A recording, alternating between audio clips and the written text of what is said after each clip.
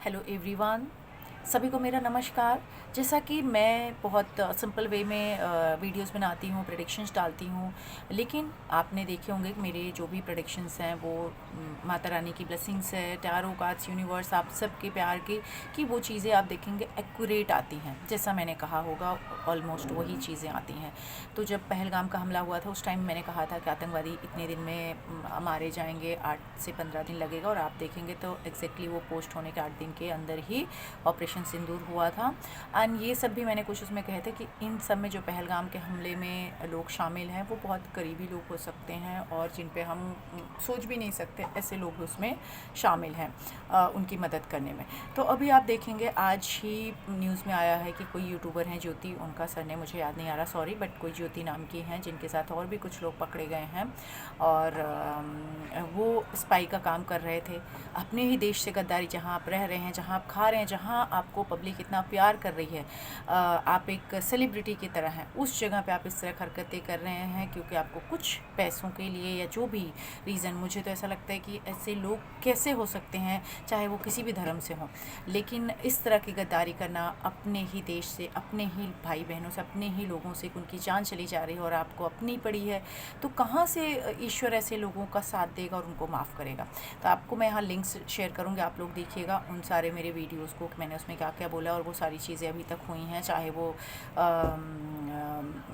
बाद में इनके, चाहे सीज़ फायर के बाद उन्होंने सीज़ का फायर के बाद उल्लंघन किया है और मिसाइल्स छोड़ा है पाकिस्तान ने, जिस भी तरह की मैंने काफ़ी चीज़ें उसमें बोली हैं, तो आप लोगों वीडियोस भी देखिएगा। आज मैं चेक करने की कोशिश करती हूँ कि क्या जो ज्योति या और भी लोग पकड़े गए हैं इनके थ्रू कुछ लीड्स मिलेंगी, मतलब कि कुछ ऐसी चीज़ें बाहर निकलेंगी जो शायद हमारे देश के काम आए, उससे और भी चीज़ें और लोगों को पकड़ें वो, या और लोग पकड़े जाएंगे। तो चेक करने की कोशिश करते हैं।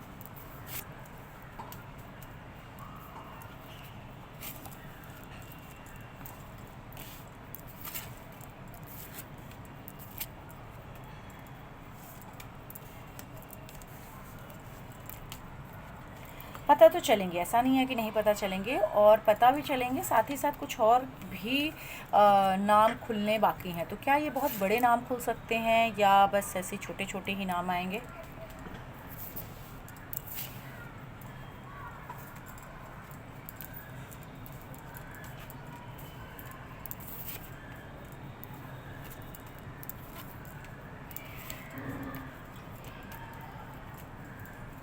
देखिए अभी तो ये ट्राई तो ऐसे ही करेंगे कि कुछ भी ना बताएं, लेकिन ऐसा नहीं है।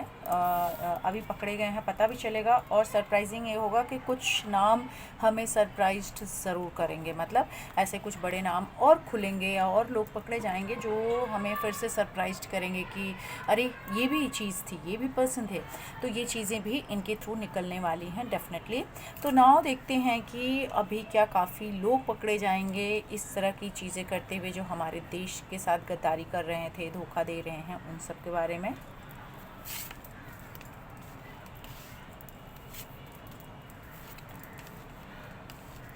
काफ़ी सारे जासूस हैं, मतलब कुछ लोग बहुत ऐसे बोल सकते हैं कि जो क्लोज टू फोर्स या कोई भी इस तरह की सर्विसेज में हो, चाहे वो पुलिस में हो, फोर्स में हो, किसी भी चीज़ में, जहाँ पर वो बहुत क्लोज वे में चीज़ों को देखते हैं, ऐसे लोगों के भी कुछ नाम यहाँ आने के चांसेस हैं, साथ में कुछ बड़े नाम आने के चांसेस हैं। तो क्या अभी कोई हमला मुंबई के ऊपर आतंकवादी सोच रहे हैं करने के लिए?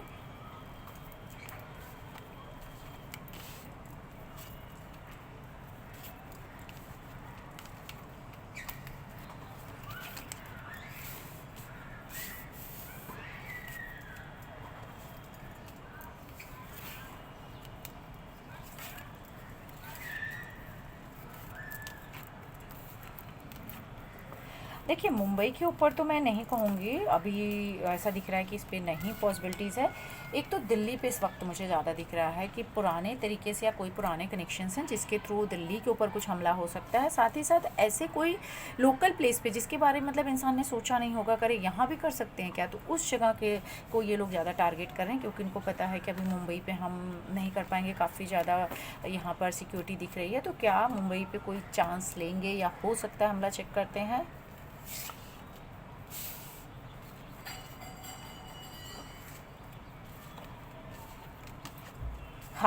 हमला तो दिख रहा है, चांस भी लेंगे, हमला भी दिख रहा है। मतलब वो ऐसे कि जैसे अभी हमें पता चला ना कुछ जासूस हैं और इस तरह की चीज़ें हमारी बाहर कर रहे हैं सीक्रेट्स, उसी तरह से कोई अंदर का ही पर्सन होगा जो इसमें हेल्प करेगा, तभी मुंबई पे वो हमला होगा या वो सक्सेसफुल हो पाएंगे हमला करने में, नहीं तो नहीं। लेकिन यहाँ दिख रहा है कि क्लोज पर्सन ज़रूर है।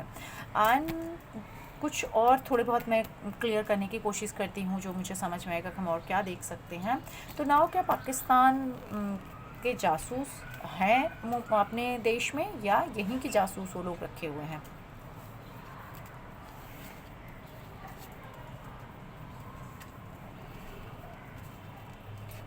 देखिए, यहाँ पे ना पाकिस्तान के जासूस कैसे हैं ये समझ लीजिए। जैसे अभी हमें पता चला ना कि वहाँ से कुछ लोगों ने यहाँ पे शादी कर रखा है, तो अपने प्रेम के जाल में फंसाना या इस तरह की शादी करना और फिर उनके थ्रू चीज़ें निकालना, वो सारी चीज़ें यहाँ पर दिख रही हैं किसी तरह से होती हुई। तो मैं एक रिक्वेस्ट ज़रूर करना चाहूँगी सरकार से भी, या जो लोग इन चीज़ों को देखते हैं, कि कोशिश करें कि पाकिस्तान से किसी तरह का कनेक्शन ना रखें। मतलब अगर वहाँ से चाहे मेल हो फीमेल हो, अगर वहाँ उनके किसी तरह की शादी उनसे करते हैं, या चाहे वो लड़की है लड़का, तो यहाँ से उनके कनेक्शन ख़त्म कर दें। मतलब उनका जो भी यहाँ की नागरिकता है, पासपोर्ट है, जो भी चीज़ें हैं उनको कैंसिल करें, क्योंकि अगर वो चीज़ें नहीं करेंगे तो देश के लिए ख़तरा ज़रूर होता रहेगा।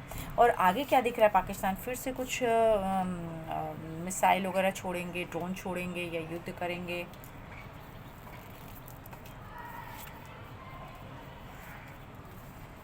मिसाइल तो और ड्रोन तो पाकिस्तान छोड़ेंगे, युद्ध नहीं दिख रहा है कि इनकी कोई ताकत है। लेकिन ये लोग चोरी छुपे कांड करते रहेंगे, मतलब कहीं मिसाइल छोड़ दिया, कहीं ड्रोन छोड़ दिया, इस तरह की चीज़ें पाकिस्तान के साइड से ज़रूर दिख रही हैं कि होती रहेंगी। तो क्या उससे भारत का कुछ नुकसान बड़ा हो सकता है?